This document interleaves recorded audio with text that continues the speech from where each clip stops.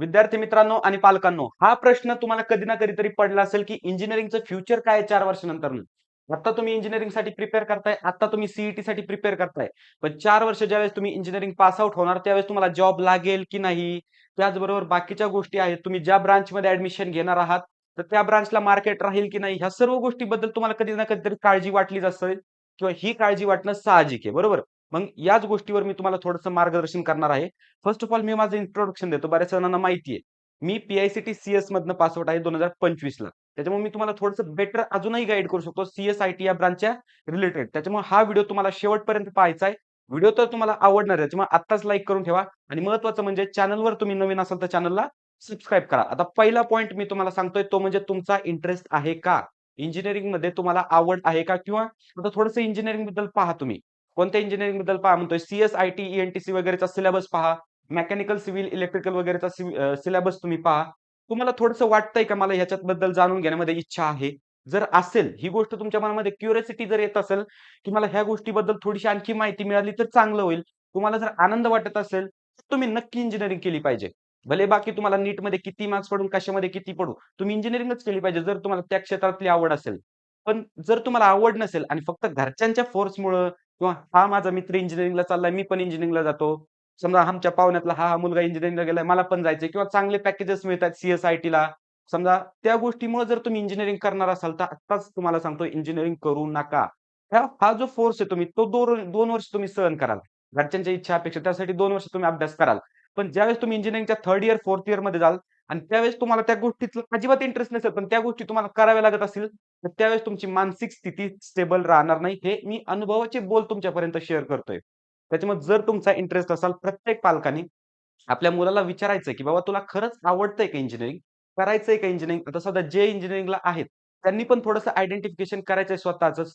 त्यांनी पण थोडंसं करायचं, की "बाबा मी हे करतोय, हे मला आवडतंय का?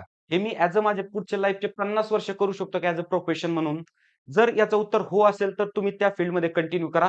अदरवाईज तुमचा इंटरेस्ट चेक करा आणि त्या फील्डमध्ये तुम्ही शिफ्ट व्हा.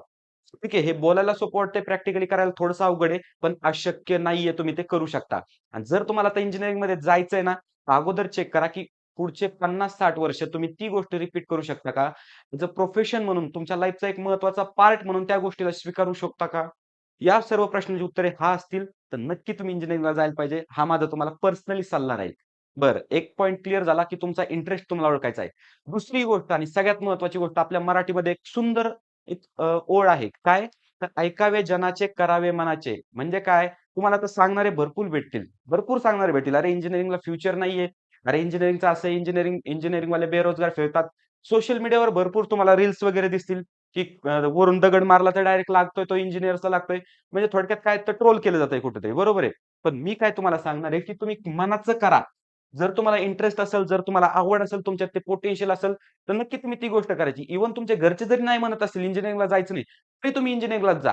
हे मी तुम्हाला सांगतोय. कारण हे थोडंसं अनुभव घेऊन किंवा इकडं-तिकडं जे पाहिलंय, त्या वातावरणातून थोडासा काय जो सल्ला असतो थोडक्यात, तो तुम्हाला मी शेअर करतोय. काय? तुम्हाला वाटतंय तेच करा.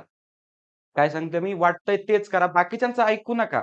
घरच्यांचं ठीक आहे. घरचे तुमच्या काळजीपोटी सांगत असतील, पण बाकीचे पाहुणे-रावळे, मित्र-मैत्रीण वगैरे म्हणत असतील, "इंजिनिअरिंग करू नको, असं नको, तसं नको." पण तुम्ही ती करा. पण कधी करा? ज्यावेळेस तुम्ही त्या फील्डसोबत इंटरेस्टेड आहात. जर तुमचा इंटरेस्ट त्याच्यामध्ये असेल, तर ती गोष्ट तुम्ही नक्की करायला पाहिजे, म्हणजे नक्की करायला पाहिजे. आणि महत्त्वाचं म्हणजे काय? तुम्ही हा व्हिडिओ ज्या गोष्टीसाठी पाहताय, काय? इंजिनिअरिंगला फ्युचर आहे का 4 वर्षानंतरनं? तर मी तुम्हाला छाती ठोकपणे सांगतो, की इंजिनिअरिंगला फ्युचर आहे. भले ते 4 वर्ष नाही 40 वर्षापर्यंत सुद्धा इंजिनिअरिंगला फ्युचर आहे. फक्त तेवढं पोटेन्शियल तुमच्यात पाहिजे. डार्विन सायंटिस्टचं नाव ऐकलंय. डार्विनचा नैसर्गिक निवडीचा सिद्धांत काय सांगतो? माझं 10वी पर्यंत मराठीत झालंय त्याच्यामुळं मी सिद्धांत वगैरे म्हणतो किंवा मराठीतनं तुम्हाला सांगतोय. डार्विनचा नैसर्गिक निवडीचा सिद्धांत आहे, की जे सक्षम असतील तेच टिकतील. जे कमकुवत असतील ते मरून जातील. म्हणजे काय? की ज्यांच्यात पोटेन्शियल आहे तेच या रेसमध्ये टिकू शकतात. इंजिनिअरिंग खूप वास्ट आहे. सगळ्यात जर टफेस्ट आपण जर पाहिलं तर ती इंजिनिअरिंग आहे आणि याच्यात जर तुम्ही टिकताय याच्यात जर तुम्ही इंटरेस्ट दाखवताय, तर तुम्ही एक एक्स्ट्राऑर्डिनरी माणूस आहात, एक्स्ट्राऑर्डिनरी पर्सन आहात. त्याच्यामुळं कायम लक्षात ठेवायचं, की ऐकावे जनाचे. ऐकायचं कोणाला नाराज नाही करायचं. ठीक आहे, इंजिनिअरिंगला एखादा जर तुम्हाला समजा एखादा व्यक्ती जर म्हटला, "इंजिनिअरिंगला फ्युचर नाही, करू नका." हां, ठीक आहे, नाही करत. तुम्हाला तेच करायचंय. ज्याच्यात तुम्ही इंटरेस्टेड आहात, जे तुम्ही ठरवलंय तेच करायचंय. पण एक गोष्ट लक्षात ठेवायची, जर ठरवलंय ना, तर ती गोष्ट पूर्णच करायची. काय? जर ठरवलं ती गोष्ट पूर्ण करायची. अर्ध्यातून ती गोष्ट सोडायची नाही. ज्यावेळेस तुम्ही अर्ध्यातनं ती गोष्ट सोडता, त्यावेळेस तुम्ही तिथं हारलेले असता आणि आपल्याला हारायचं नाही, आपल्याला जिंकायचंय. त्याच्यामुळे अर्ध्यातनं कोणतीही गोष्ट सोडायची नाही. त्याच्यानंतर नेक्स्ट पॉइंट काय सांगतो तुम्हाला मी किंवा नेक्स्ट तुमचा प्रश्न काय आहे? तर खरंच फ्युचर आहे का? हॉनेस्ट रिव्ह्यू आहे याचा इंजिनिअरिंगचा. महाराष्ट्रात पहा, महाराष्ट्रात टोटल 400-450 इंजिनिअरिंग कॉलेजेस आहेत. किती? 400-450 इंजिनिअरिंग कॉलेजेस आहेत महाराष्ट्रामध्ये. बरोबर? त्या इंजिनिअरिंग कॉलेजमध्ये म्हणजे थोडक्यात तुम्हाला सीईटीमध्ये 0% जरी मिळाले ना, तरी तुम्हाला कोणत्या ना कोणत्या तरी कॉलेजमध्ये कोणती ना कोणती तरी ब्रांच मिळणारच आहे. एवढे इंजिनिअरिंग कॉलेजेस आहेत महाराष्ट्रामध्ये. मग एवढे इंजिनिअर पैदा होत आहेत, मग त्यांना जॉब कुठं लावायचा सगळ्यांनाच? बरोबर?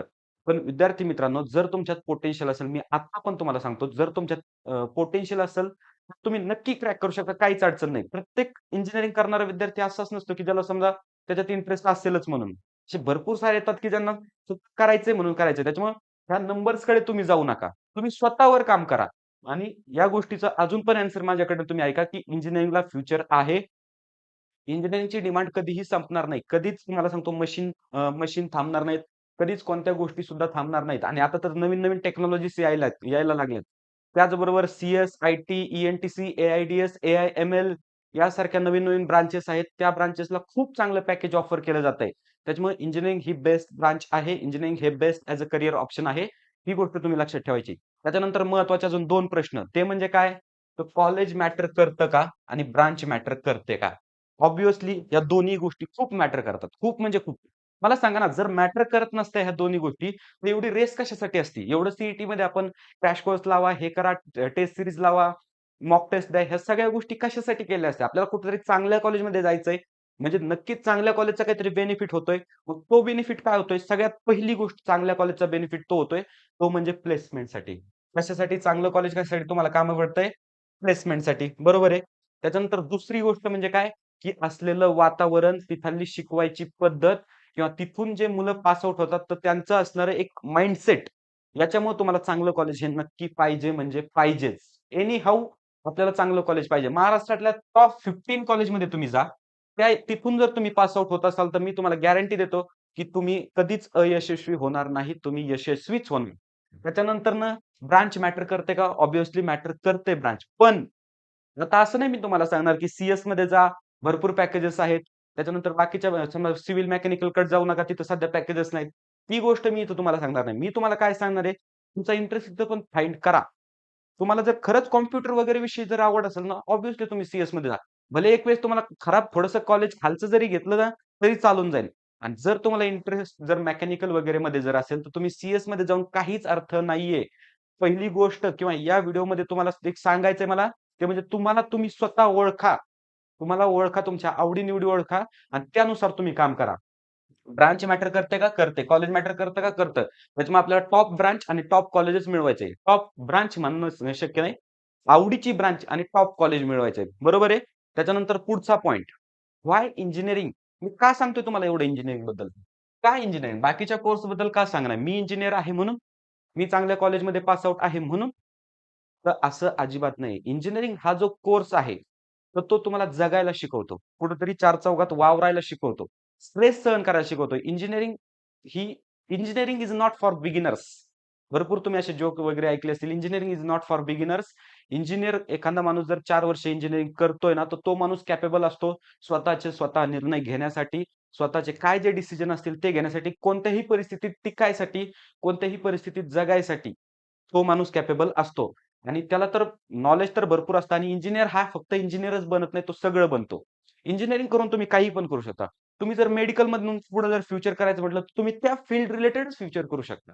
बरोबर आहे. त्या फील्ड रिलेटेड करू शकता आणि बाकीच्या थोड्याफार जर फील्ड सोडल्या ना, तर त्या तुम्ही करू शकता. पण जर तुम्ही इंजिनिअर असाल, तर तुम्ही काहीही करू शकता.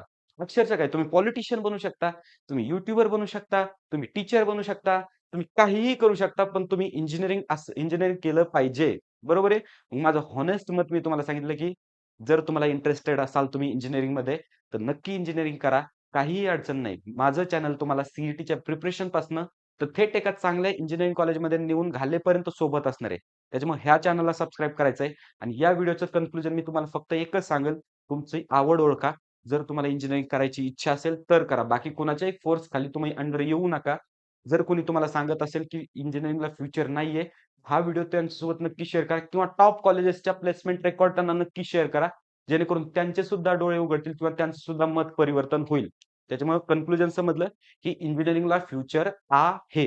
बरोबर? 4 वर्ष नाही 40 वर्षानंतर सुद्धा इंजिनिअरिंगला फ्युचर राहणार आहे. विद्यार्थी मित्रांनो, व्हिडिओला ऑलरेडी तुम्ही लाईक केलंय.